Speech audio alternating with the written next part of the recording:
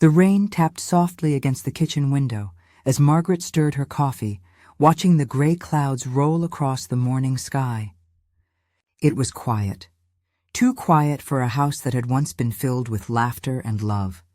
The ticking of the old clock on the wall was the only sound that dared to break the silence. She looked down at her trembling hands, veins outlined like roots of a life that had given too much. For 35 years, Margaret had been a provider, a fixer, a mother who believed love meant sacrifice.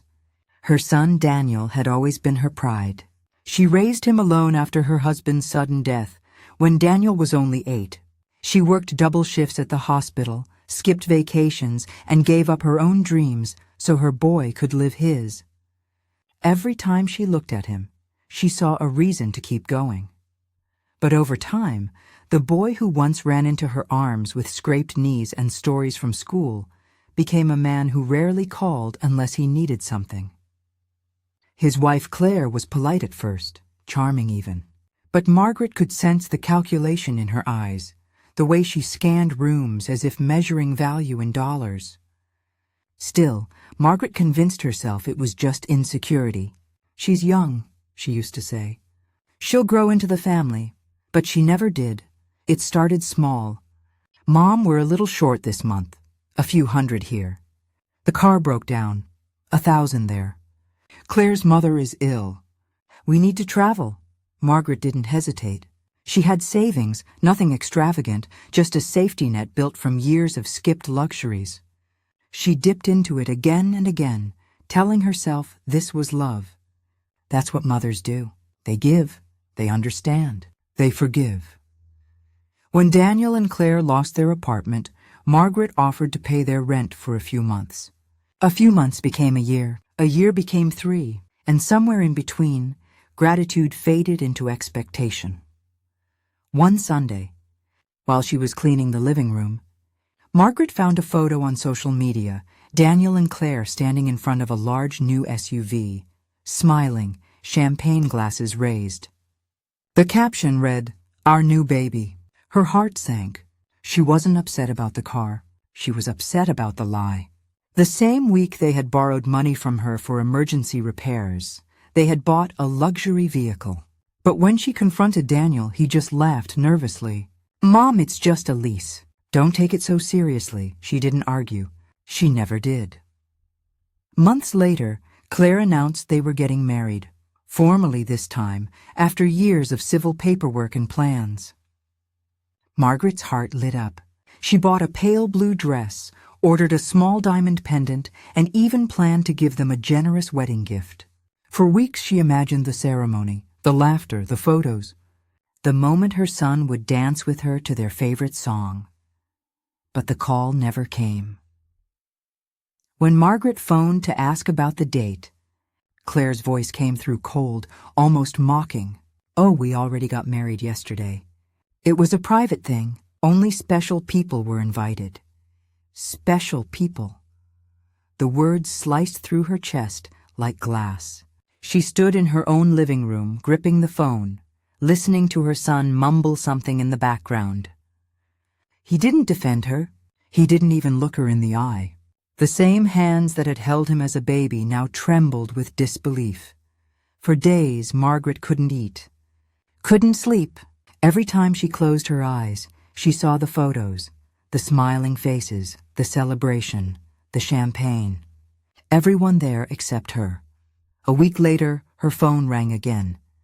It was Claire. This time her voice was different, nervous, almost desperate.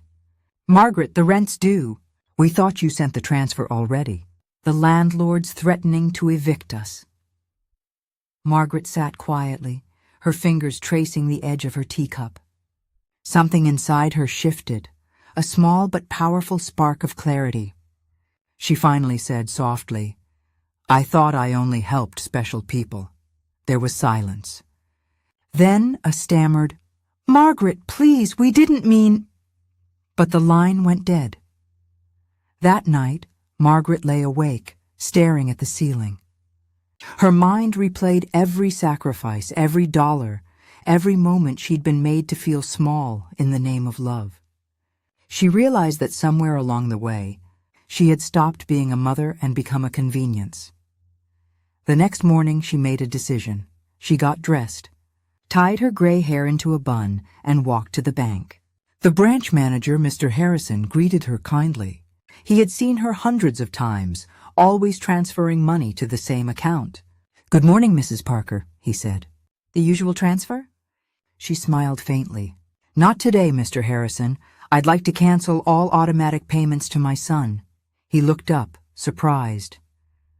"Are you sure?" "Yes," she said firmly. "Completely sure." As he processed the cancellation, her phone began to vibrate, Daniel's name flashing on the screen. Then again, then Claire's. She silenced it. When Mr. Harrison handed her the final document, she felt an unfamiliar lightness in her chest. For the first time in years, her money, her choices, her peace were hers again. When she stepped outside, the rain had stopped. The air smelled clean, almost new. She stood on the sidewalk, breathing deeply, feeling something she hadn't felt in decades: freedom. But freedom, as she was about to learn, always comes with a price. 2 days passed quietly. Margaret spent her mornings tending her garden and her evenings reading old letters from her late husband, Thomas. The house finally felt peaceful again, though the silence still carried a faint ache. Now and then, she would catch herself waiting for Daniel's call, out of habit. But the phone stayed silent. For once, she didn't mind. On the third day, that silence was shattered. A loud knock echoed through the hallway. When Margaret opened the door, Daniel stood there, his face flushed with anger. Claire was behind him, arms folded, lips tight like a woman preparing for battle. "Mom," Daniel began, forcing a smile that didn't reach his eyes. "Can we talk?" Margaret stepped aside but didn't say much. They entered like they owned the place. Daniel sat down on her couch, the same couch she had helped him pick out years ago, while Claire paced the room, glancing around as though she were assessing value. "What's going on?" Margaret asked calmly. Daniel sighed, rubbing his forehead. "Mom, we went to the bank. Mr. Harrison told us you canceled the transfers. You didn't even warn us. You can't just stop helping us without talking to us first." Margaret looked at him, her expression steady.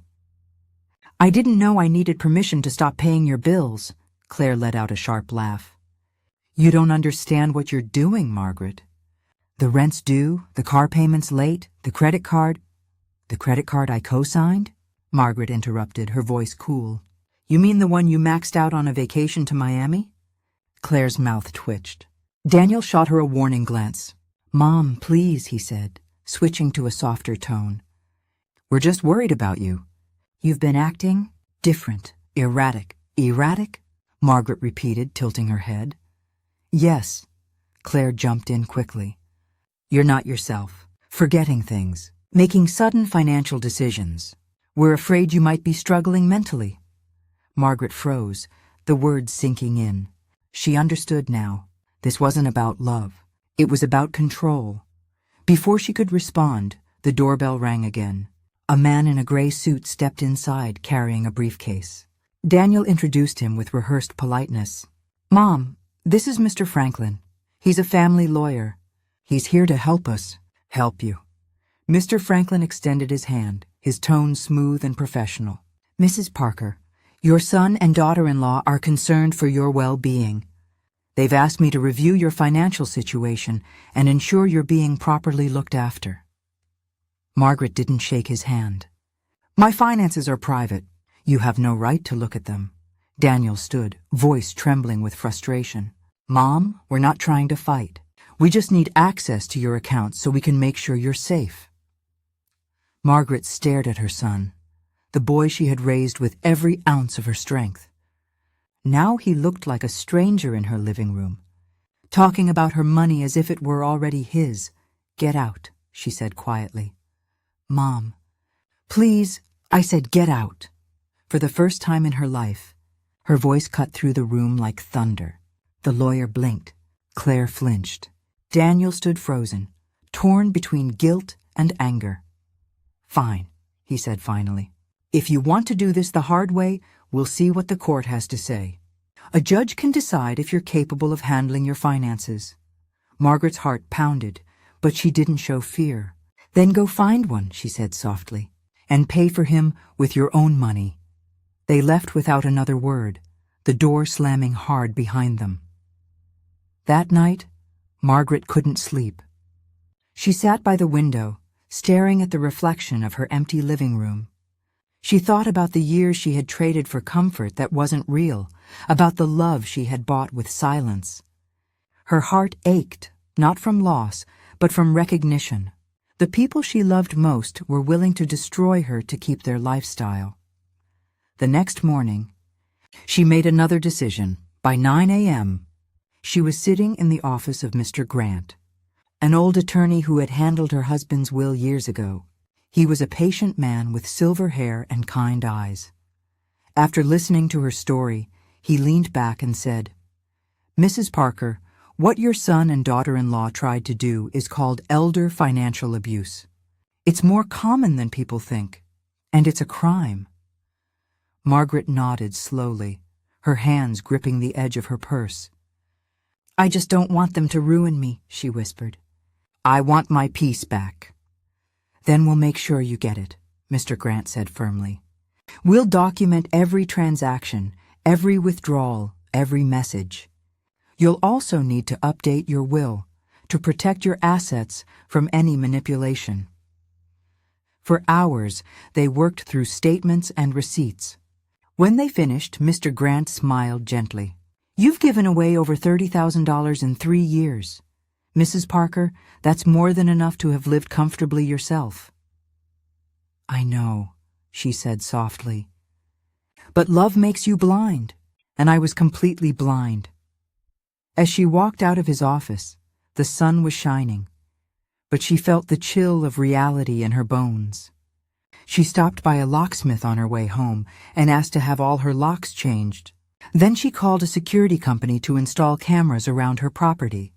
When they asked if something had happened, she simply said, "I've finally learned to stop trusting the wrong people." That evening, when she returned home, 3 cars were already parked in front of her gate. Daniel's, Claire's, and another unfamiliar one. Her pulse quickened. Through the curtains, she saw movement inside the house. Her house. She took a deep breath and opened the door. Daniel was sitting on her couch, his hands in his hair. Claire stood near the window, pacing nervously. And a new man, a different lawyer, was standing at her dining table, going through her documents. Margaret's voice was calm but sharp. "What do you think you're doing?" They all looked up, startled. Daniel stood quickly. "Mom, thank God you're here. We were worried. This is Mr. Lewis. He's here to help sort things out." "My papers are private," Margaret said, walking straight to the table. She began collecting her documents. "You had no right to touch them." Claire's tone turned sugary. "Margaret, honey, please, we're only trying to help." "You've been so tense lately. Maybe it's stress. Maybe it's confusion." Margaret froze mid-step. "Confusion?" she repeated. "Yes," Mr. Lewis added smoothly. "At your age, confusion can happen easily. Your children only want what's best for you. They've even discussed temporary guardianship just until you're feeling better." Guardianship, the word hit like a stone.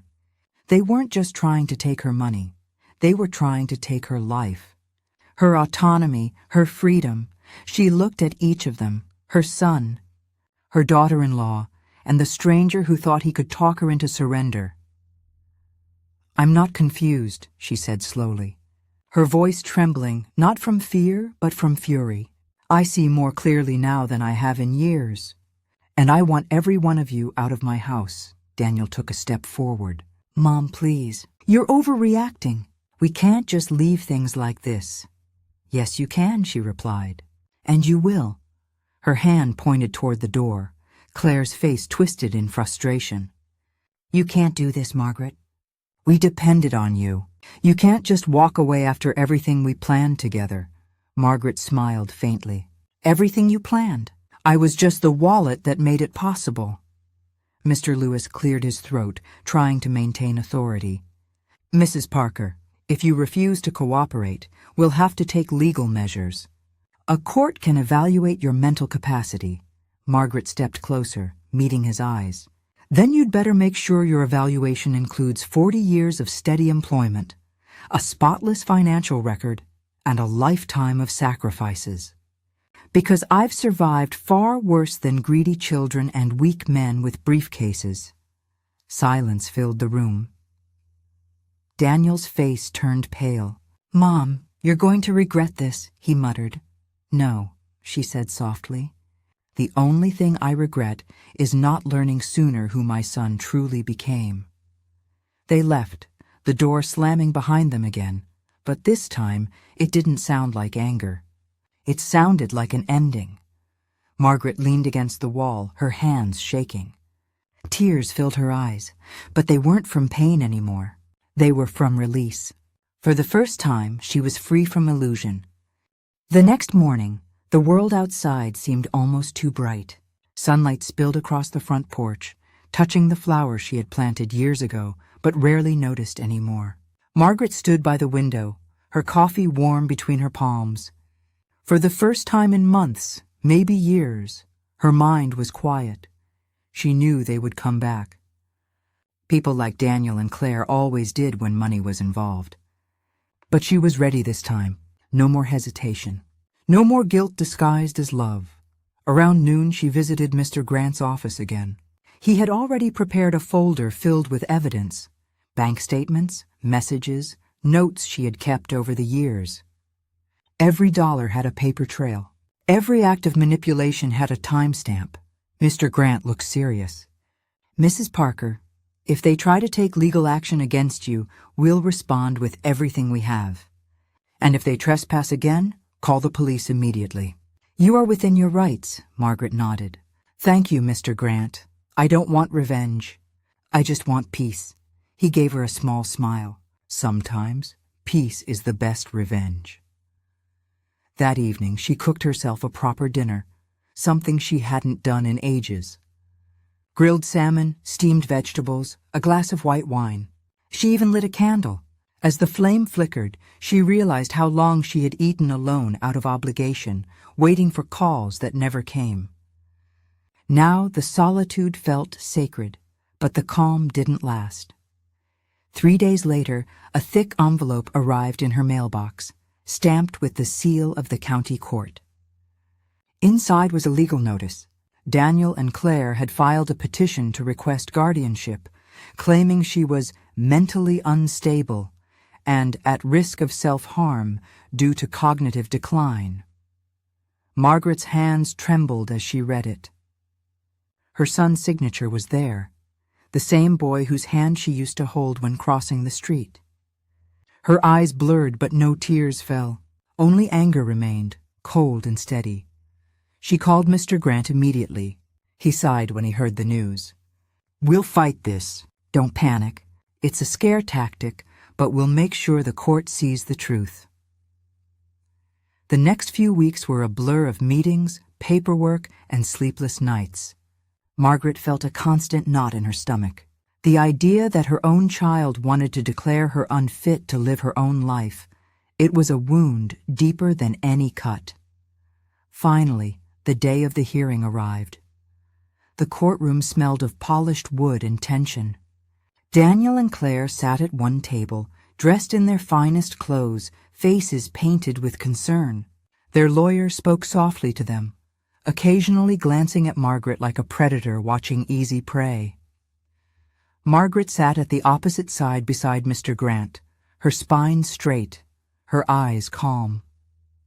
She wore a simple gray suit and carried a small notebook in her hand. When the judge entered, everyone stood.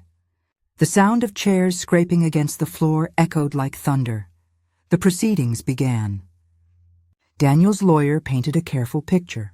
A lonely, confused woman struggling with memory, acting irrationally, and endangering herself by canceling vital financial support for her family. Claire dabbed her eyes with a tissue for effect. Daniel looked down, pretending to be heartbroken. Margaret listened silently. When it was her turn to speak, she rose slowly. Her voice was clear and strong. "Your Honor," she began, "my son believes that love is measured in money. For years I believed it too. I paid his rent, his bills, his vacations, even his wedding, a wedding I was never invited to.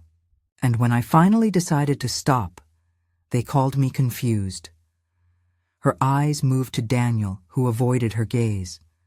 "I am not confused," she continued. "I am disappointed. I raised my son to be kind, honest, and grateful. Instead, I raised someone who learned how to manipulate kindness into weakness. I stopped paying, not because I forgot who I was, but because I finally remembered." The courtroom was silent.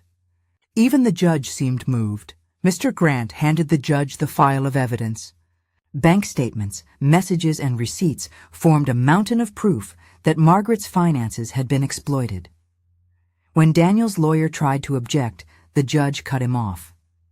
"Mr. Carter, I think the evidence speaks for itself. This is not a case of incapacity. It's a case of abuse." Daniel's face turned pale. Claire's hand slipped from his. The judge continued, his tone firm. "The petition is denied. Mrs. Parker, you are fully competent. Furthermore, if your son or daughter-in-law attempt any further interference with your finances or property, you have grounds for a restraining order." The gavel struck once, and the sound echoed like a heartbeat. As they left the courtroom, Daniel followed her into the hallway. "Mom, please," he said softly. "It didn't have to go this far." Margaret turned, her expression unreadable. "You're right. It didn't. But you made it this far when you chose greed over love." Claire stayed silent, her eyes cold and calculating. "You'll regret this," she hissed under her breath. Margaret smiled gently. "No, dear. For once, I think I won't." She walked past them, her heels clicking against the marble floor.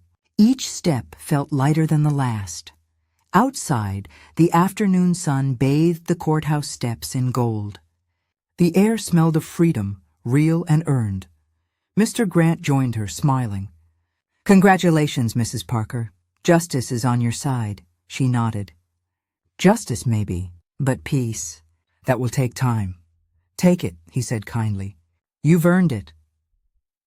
That night, she sat in her favorite chair by the window, the city lights glowing softly in the distance. Her house was quiet, but this silence was different now. It wasn't emptiness, it was space, a space she could finally fill with her own life again. She thought of Thomas, her late husband, and whispered, "You'd be proud of me." I finally stopped letting them take what we built. Somewhere deep inside, a weight she had carried for years began to fade. The next morning, she woke early. The sky was streaked with soft pink light. She made her coffee, opened the window, and breathed deeply. She didn't check her phone. She didn't wait for a call. For the first time in decades, she was living for herself. Margaret took out her checkbook and wrote a small note to herself on a blank page. No amount of money can buy love, and no amount of guilt can take back freedom. She smiled, folded the paper, and placed it in the drawer next to her husband's photo. Then she poured herself another cup of coffee, turned on the radio, and let the morning sun warm her face. No longer a victim, no longer a provider, but a woman finally at peace. Weeks passed, and the rhythm of Margaret's life began to change. The house that once echoed with tension was now filled with small sounds of peace. The whistle of the kettle, the chirping of birds in the morning, the gentle hum of the radio she'd almost forgotten she owned. She started walking in the park every afternoon, where the trees arched above the paths like silent witnesses to her rebirth. Sometimes she sat on a wooden bench and watched young parents chase their children through the grass. The sight still hurt a little, but it also reminded her that life continues, even after betrayal. One day, she ran into an old friend she hadn't seen in years, a retired teacher named Evelyn. They talked for hours under the shade of an oak tree. When Evelyn asked how she'd been, Margaret didn't hide the truth. She told her everything. The lies, the manipulation, the court, the freedom. Evelyn listened quietly, then said something that stayed with her forever. You didn't lose your son, Margaret. You lost the illusion of him. What you have now is honesty, and that's worth far more than money. That night, Margaret sat at her desk, staring at a blank sheet of paper. For the first time, she felt no anger, no sadness, only clarity. She began to write a letter, not out of guilt, but out of closure. Her hand moved slowly, deliberately, the ink tracing words that came straight from her heart.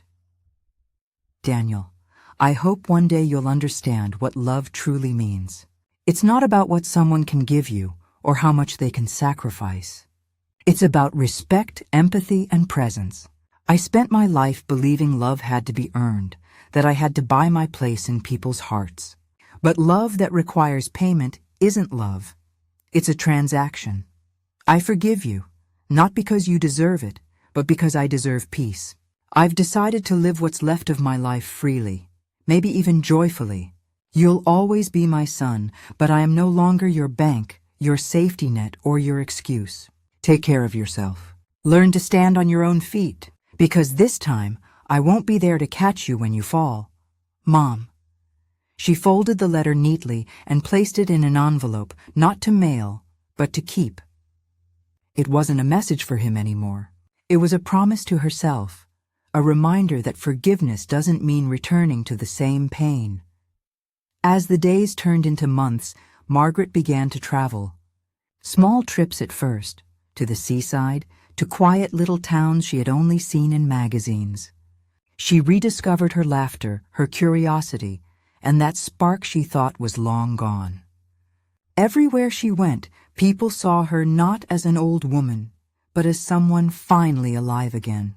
Sometimes she caught her reflection in a cafe window and almost didn't recognize the woman smiling back. There was strength in her eyes now, the kind that comes only from surviving disappointment and choosing peace anyway. Back home one evening, as the sun dipped low and painted the sky with amber light, she sat by the window holding a photograph of her younger self. That girl had believed love meant giving everything until there was nothing left. This woman knew better. She placed the photo down gently and whispered, "We made it." The phone rang once that night. She saw Daniel's name appear on the screen. Her heart didn't race. Her hands didn't tremble. She simply let it ring. When it stopped, the house fell back into its soft, healing silence. Margaret walked out to the porch, wrapped a shawl around her shoulders, and looked up at the stars. For the first time in a very long time, she wasn't afraid of the future. The night air was cool and still, carrying the faint scent of jasmine. She smiled to herself and murmured, "Freedom isn't about leaving others behind. It's about finally coming home to yourself." Inside, the clock ticked steadily on the wall, not counting losses anymore, but moments gained.